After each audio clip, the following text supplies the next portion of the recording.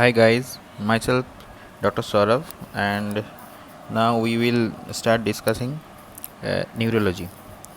See, in neurology, first you have to know about seizures and epilepsy, and it is the one of the most important and basic part for the exam. Not only in NEET-PG, you will need this throughout your entire medical career.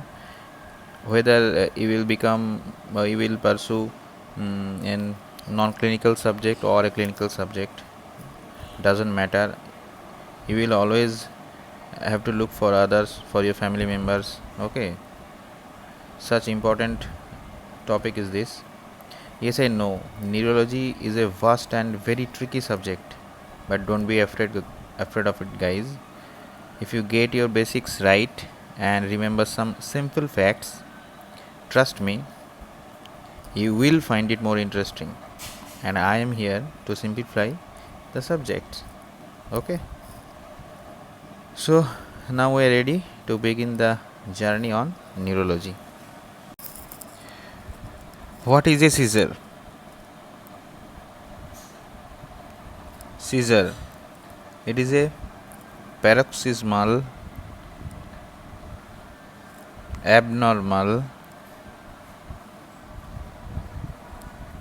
and hypersynchronous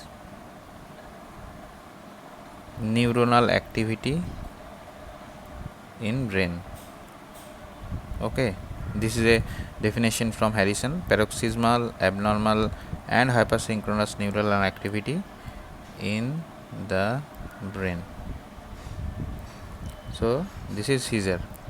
So you will be asking now, what is epilepsy? There is a difference between the two terms. What is epilepsy? Two or more unprovoked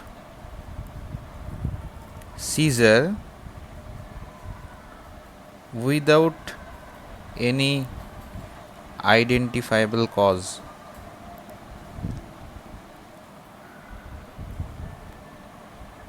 Usually it leads to a clinical syndrome, and that is epilepsy.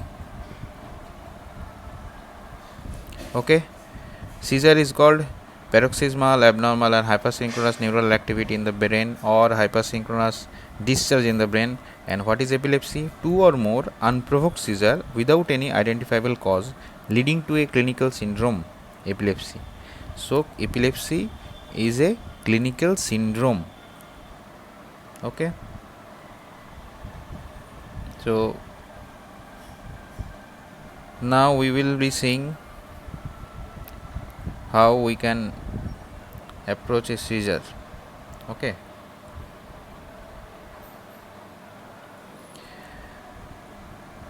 seizure. So we can find if there any cause behind a seizure, or there may not be any cause, no cause. Okay, if there is a cause, it's okay, we can make the diagnosis. But the problem starts with if we are unable to diagnose or unable to find any cause behind the seizure. So then what we'll have to do, we have to assess the risk for recurrence. A man had a first seizure, comes to you. Okay, you have to assess whether the next seizure will occur or not, and if it occurs, how much time will he get before the next episode. Okay, so during the risk assessment, you have to consider two things. Number one, can you guess? Yes, very good, family history. And number two, we have to do one examination, and what will be it? Not examination, a test, and that is very simple. Seizure happening in brain, so what test will it be? Yes, EEG. If family history if there is a positive in family history, or EG if you find it abnormal, then the risk of recurrence will become high, and that will lead to more and more chance of second episode. So first episode has happened.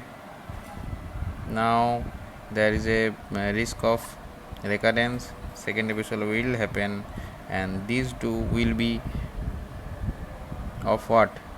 Unprovoked, as we are unable to find any cause behind it. Okay, so the first episode have happened, second episode happened without any provocation, and it will lead to what will we call it? Yes, this will be termed as epilepsy. So I think all of you have understood what is seizure and what is epilepsy. Thank you. So now we have come to classification of seizures. New definition suggests that one epileptic seizure is sufficient to term it as epilepsy if there is additional enduring alteration in the brain that increases the likelihood of seizures. Okay, so there are two classifications, one is old and one is new. Just see the old classification, because you can get one or two questions in the exam based on this. In old classification, the seizures were classified into two types, one is generalized and one is partial. In generalized, tonic clonic,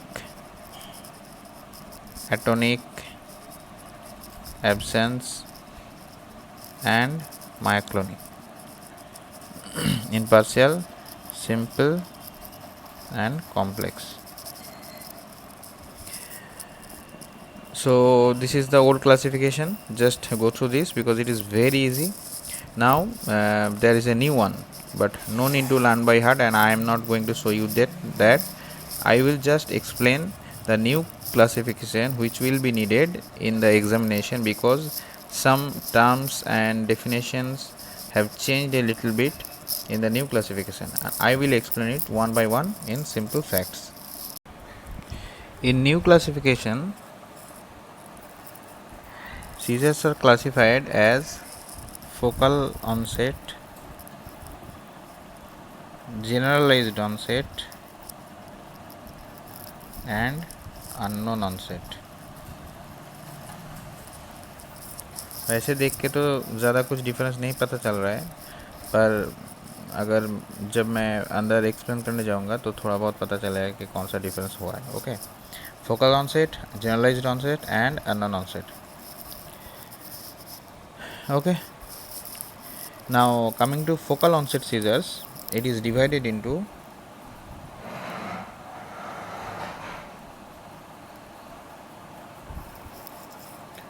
two things: focal onset without dyscognitive features,